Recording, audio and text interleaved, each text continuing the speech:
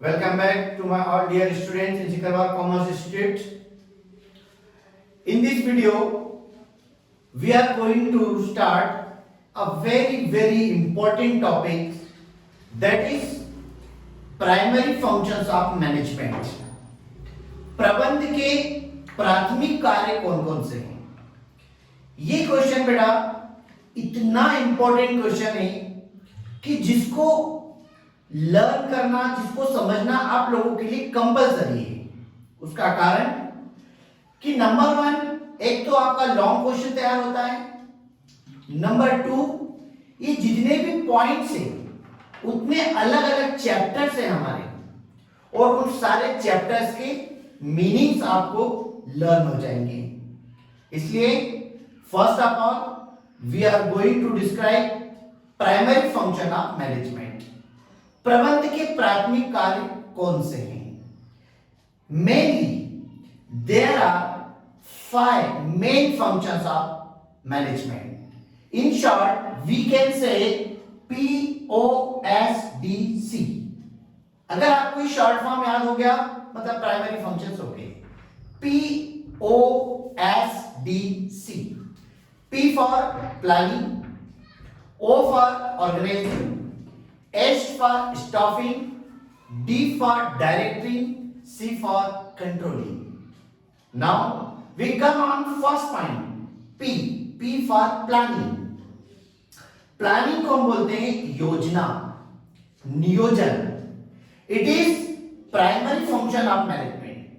प्रबंध का सबसे पहला काम होता है योजना बनाना. योजना बनाना मतलब क्या? Before starting any type of business or any work, we prepare a strategy so that we have not to face problem in future. किसी भी काम को करने से पहले हम एक व्यवस्थित रूपरेखा तैयार करते हैं, जिससे कि भविष्य में हमें कठिनाइयों का, समस्याओं का सामना नहीं करना पड़े, और अगर वो समस्या आती है तो हम उससे पहले से ही तैयार रहते हैं. ऐसे सुव्यवस्थित तरीके को ही योजना, नियोजन या प्लानिंग कहते हैं. हर ऑर्गेनाइजेशन का, हर संगठन का, हर संस्था का, और चाहे कोई भी काम आप कर रहे हो, उसका सबसे पहला काम होता है प्लानिंग. बिना प्लानिंग के अगर आप कोई काम स्टार्ट कर देते हैं तो बहुत सारी कठिनाइयों का सामना करना पड़ता है, समय भी लगता है और कॉस्ट भी बढ़ जाती है. तो फर्स्ट फंक्शन है प्लानिंग. और प्लानिंग आपका एक पूरा चैप्टर है बेटा.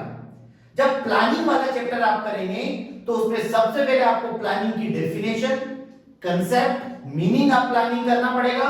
तो यही पॉइंट आपका वहां पर भी काम आ सकता है. तो number 1 planning. Then PO, O for organizing. Organizing मतलब संगठन. मैनेजमेंट का दूसरा काम संगठन. संगठन मतलब क्या?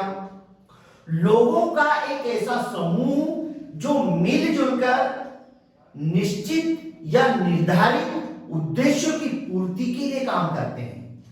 अ group of people, they work together to get achieve their target. लोगों का एक ऐसा समूह जो मिलजुल कर किसी निश्चित या निर्धारित उद्देश्यों की पूर्ति के लिए काम करता है, ऐसे लोगों का जो समूह होता है उसे हम संगठन कहते हैं, ऑर्गेनाइजेशन कहते हैं. अगर आप कहीं बाहर चले जाएं और बहुत सारे लोग खड़े हुए हैं, मार्केट में चले जाएं, वहां भी बहुत सारे लोग हैं, उसको क्राउड कहा जाएगा, उसको ऑर्गेनाइजेशन नहीं कहा जाएगा. ऑर्गेनाइजेशन मतलब एक संस्था जिसमें लोग मिलजुल कर कोई निश्चित उद्देश्य की पूर्ति के लिए काम करते हैं. तो प्रबंध का दूसरा कार्य होता है संगठन. एंड नेक्स्ट होता है POS, S for staffing. Staffing मतलब to increase the number of employees in any organisation, to appoint right candidate toward the right job, that is called staffing. नियुक्तियां संगठन के पश्चात किसी भी संस्था के अंतर्गत कर्मचारियों की भर्ती करना, उनका चयन करना, योग्य पद के लिए योग्य व्यक्तियों की नियुक्ति करना, उनकी सैलरी डिसाइड करना, और यहां से कि उनके रिटायरमेंट, उनके पेंशन संबंधी जितने भी एम्प्लॉय से रिलेटेड वर्क होते हैं, जिसको एक एचआर डिपार्टमेंट बोलते हैं, ह्यूमन रिसोर्सेज डिपार्टमेंट, जो केवल एम्प्लॉय से रिलेटेड काम करता है, जिसका काम है केवल कर्मचारियों की भर्ती करना और उनसे संबंधित काम करना, उनको ट्रेनिंग देना, उनकी सैलरी डिसाइड करना, ये सारे काम स्टाफिंग के अंतर्गत आते हैं। तो मैनेजमेंट का तीसरा जो काम होता है बेटा, वो होता है staffing. Next POS, D for directing. Directing मतलब निर्देशन देना। बिना दिशा निर्देश के, बिना रास्ता दिखाए हम किसी भी काम को प्रॉपरली नहीं कर सकते। So in every organisation, every junior employees are guided by their senior employees that how they have to do any types of work, and they show right way to do any types of work.